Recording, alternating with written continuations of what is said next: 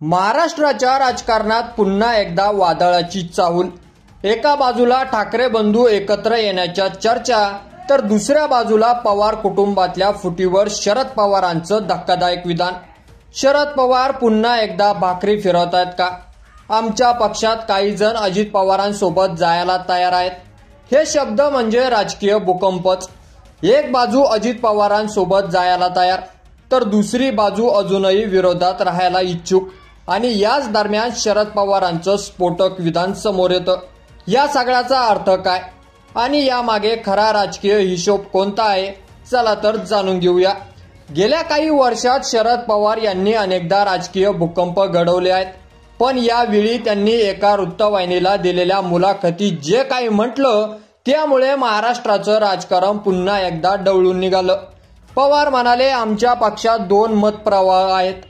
एका गटाला वाटतं की अजित पवारांसोबत जावं, तर दुसऱ्या गटाला वाटतं की भाजपसोबत जाऊ नये। यासोबतच त्यांनी हेही स्पष्ट केलं की विरोधी बाकावर बसायचं की नाही हे ठरवण्याची जबाबदारी सुप्रिया सुळेवर आहे। शरद पवारांनी स्पष्ट शब्दात मान्य केलं की पक्षात एक गट अजून पवारांसोबत जायला उत्सुक आहे।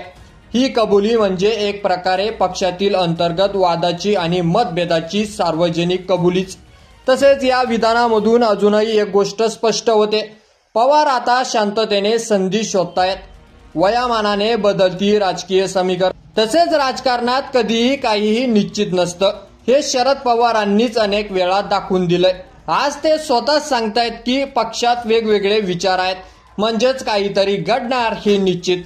तसेच गेल्या काही महिन्यापासून दोन्ही गटातील संबंध सौम्य होत चाललेले होते। एका साखर कारखान्याच्या बैठकीत दोन्ही पवारांना एकत्र पाहिलं गेलं। काही वेळा ते खासगी बैठकीत भेटले अशी माहिती बाहेर आली। या सगळ्यामुळेच दोघे पुन्हा एकत्र येणार का हा प्रश्न वारंवार विचारला जात होता। पवारांनी म्हटलं की विरोधी पक्षात बसायचं की नाही हे सुप्रिया सुळेंनी ठरवावं। विधानसभा निवडणुकीनंतर अनेकदा आमदार अजित पवारांच्या जवळ गेले। काहींनी त्यांच्या मतदारसंघातल्या प्रश्नांसाठी अजित पवारांची भेट घेतली, तर काही अजूनही शरद पवारांवर निष्ठावंत आहेत। हे चित्र स्पष्ट सांगतं, पक्ष दोन गटात विभागलाय आणि आता शरद पवारांनीच त्यावर शिक्कामोर्तब केला का?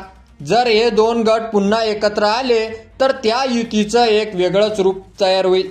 अनुभवी शरद पवार आणि प्रशासन तज्ज्ञ अजित पवार यांची जोडी। म्हणूनच या एकत्रीकरणाची शक्यता जितकी आकर्षक वाटते तितकीच ती गुंतागुंतीची आहे। काही विश्लेषकांच्या मते शरद पवार ही भूमिका जाणीवपूर्वक घेत आहेत। ते पक्षातील असंतोष ओळखतात, त्यामुळे एकूण परिस्थितीचा अंदाज घेत ते स्वतःला किंगमेकर म्हणून पुन्हा उभं करायला पाहतात।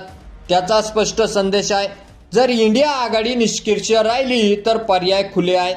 पुढील काही दिवसात तेच ठरवतील की राष्ट्रवादी काँग्रेस पुन्हा एकत्र होणार की कायमस्वरूपी विभागली जाणार। तसेच शरद पवार पुन्हा एकदा महाराष्ट्राच्या राजकारणात नवा डाव टाकणार का, की हा केवळ दबाव तंत्राचा भाग आहे? अजित पवारांना पुन्हा शरण जाण्याची ही सुरुवात की सत्तेच्या समीकरणाचा शेवटचा प्रयत्न, याचं उत्तर लवकरच मिळेल। पण तोवर तुम्हीच सांगा, राष्ट्रवादी पुन्हा एकत्र यायला हवी का? तुमचं मत कमेंट करून आम्हाला नक्की कळवा आणि चॅनलवर नवीन असाल तर चॅनलला सबस्क्राईब करा। व्हिडिओ आवडला असेल तर जास्तीत जास्त शेअर करा। धन्यवाद।